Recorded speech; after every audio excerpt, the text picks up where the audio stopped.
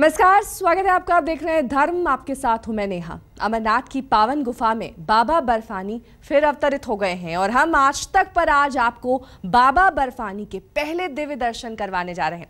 इस बार बाबा बर्फानी करीब 20 फीट के विशाल रूप में प्रकट हुए हैं।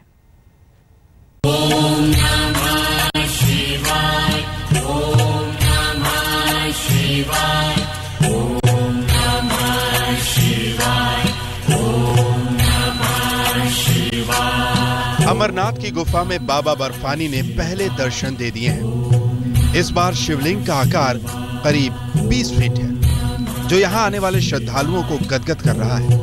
करीब 1 महीने बाद 28 जून से अमरनाथ यात्रा शुरू हो जाएगी।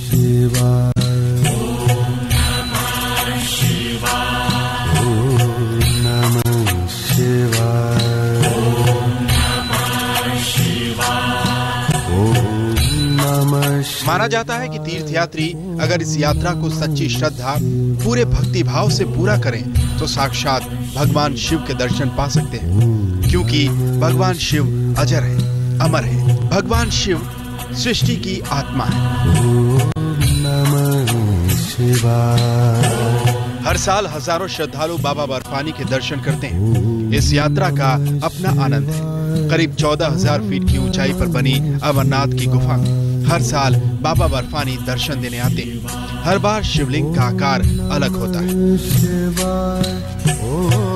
आप दर्शन कर सकते हैं 2014 में 20 फीट के बाबा बर्फानी के। इस साल शिवलिंग का आकार काफी अच्छा है। साल 2013 में 16 फीट के बाबा बर्फानी ने दर्शन दिए थे। वही साल 2012 में 22 फीट के बाबा बर्फानी के दर्शन का सौभाग्य भक्तों को मिला था।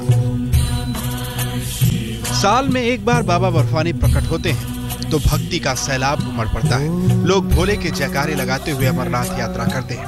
अमरनाथ यात्रा के रास्ते में नजारा बेहद भव्य और दिव्य होता है। रास्ते में भोले के भक्तों के टेंट लगे होते हैं। भक्ति का एक शोर, एक जुलूस, एक हुजूम फिजाओं में श्रद्धा का अनोखा एहसास जगाता है। आज तक ब्यूरो।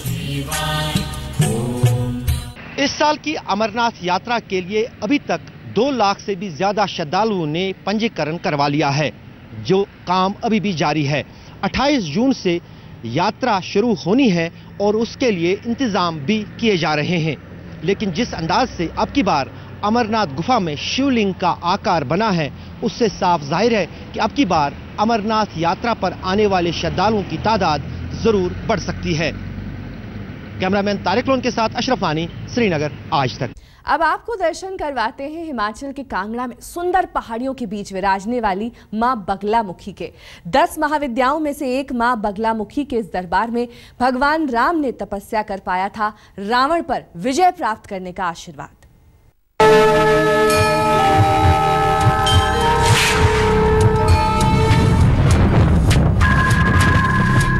ये घुमावदार पहाड़ी रास्ता पूरी तरह खामोश है।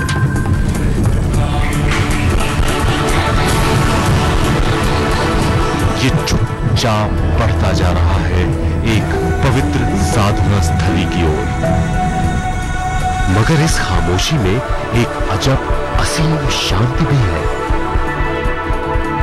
क्योंकि ये तय है कि जब ये डगर अपनी मंजिल पर पहुंचेगी तो जिंदगी से हर संशय, हर मुसीबत का नाश हो जाएगा।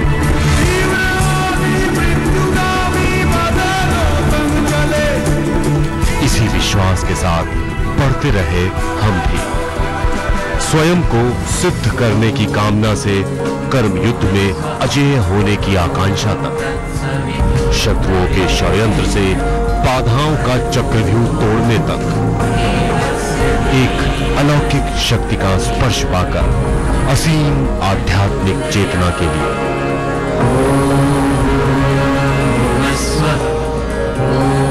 वो अलौकिक शक्ति जो हिमाचल के कांगड़ा जिले में फैले इन पहाड़ों के बीच समाहित है। वो असीम आध्यात्मिक चेतना जो युगों युगों से मिल रही है गुप्त साधना के सबसे बड़े धामों में से एक मां बगलामुखी के इस प्राचीन मंदिर से। आदिशक्ति जगन्माता सर्व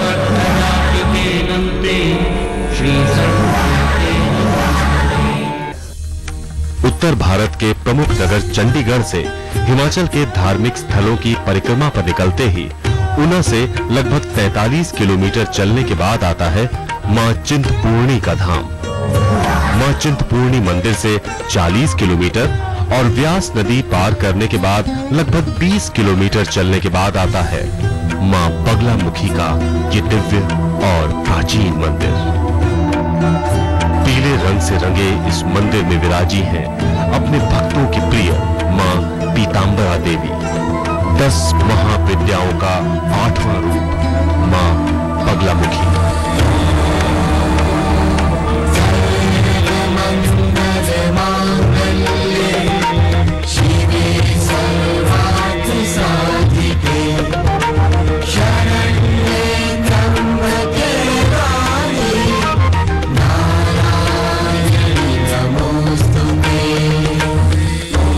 आदिकाल की देवी 10 महाविद्याओं में 8वां रूप है।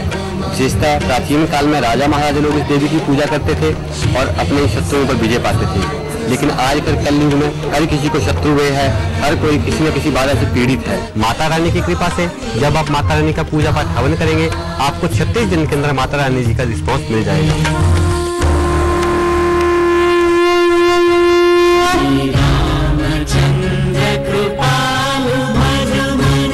कहते हैं सिद्धिदायिनी विजय का वरदान देने वाली मां बगलामुखी के इस मंदिर की स्थापना के साक्ष्य मर्यादा पुरुषोत्तम भगवान श्री राम के युग से मिलते हैं।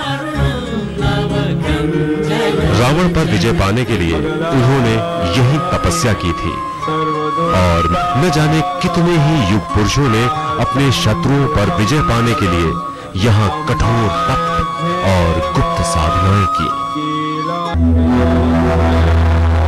मान्यता है कि भगवान श्री राम का आदेश पाकर ही हनुमान जी और भैरवनाथ ने इस पूरे क्षेत्र की सुरक्षा का जिम्मा अपने ऊपर ले लिया था और तभी से मां बगलामुखी के इस मंदिर के द्वार पर ही तैनात हैं हनुमान जी और भैरवनाथ जी।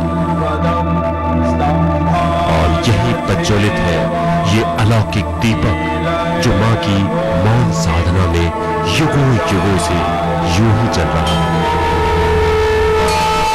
मां बगलामुखी के दरबार में हवन करने की विधि बेहद अनूठी है क्योंकि हवन सामग्री में किया जाता है लाल मिर्च का इस्तेमाल। कहते हैं लाल मिर्च को शत्रुनाशक माना जाता है जिसका पूजा में इस्तेमाल करने से शत्रुओं का नाश हो जाता है।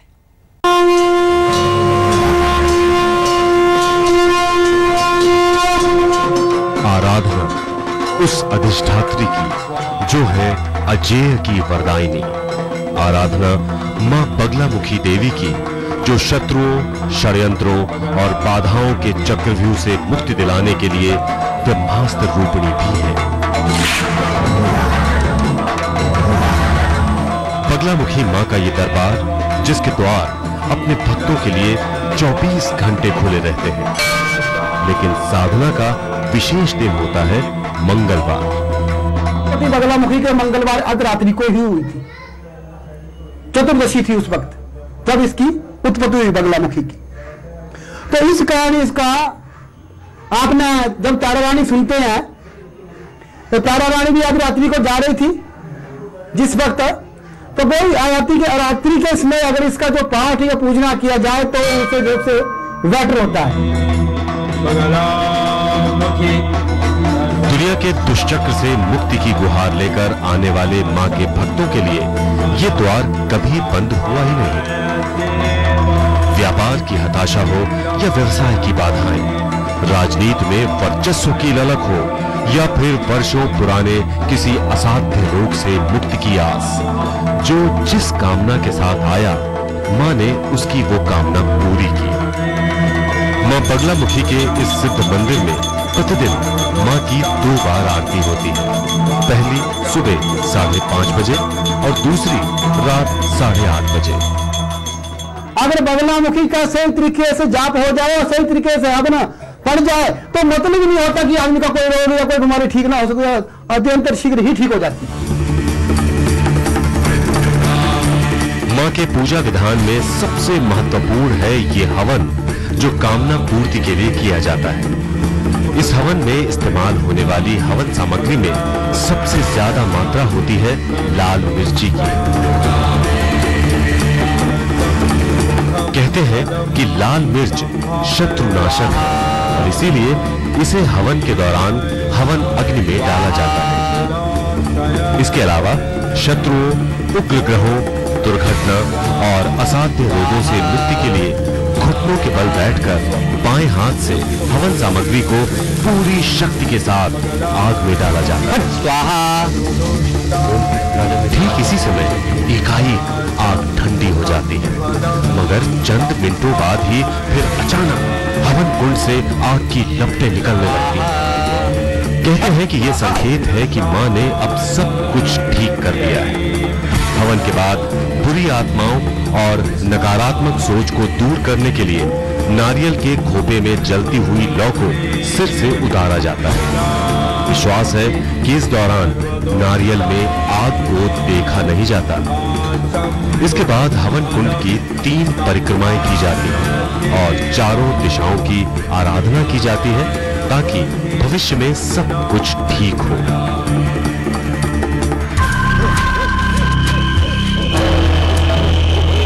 मंगलवार की आधी रात, मां बगलामुखी की उत्पत्ति का समय और समय उस गुप्त तंत्र साधना का जो ब्रह्मास्त्र है शत्रुओं के सर्वनाश का।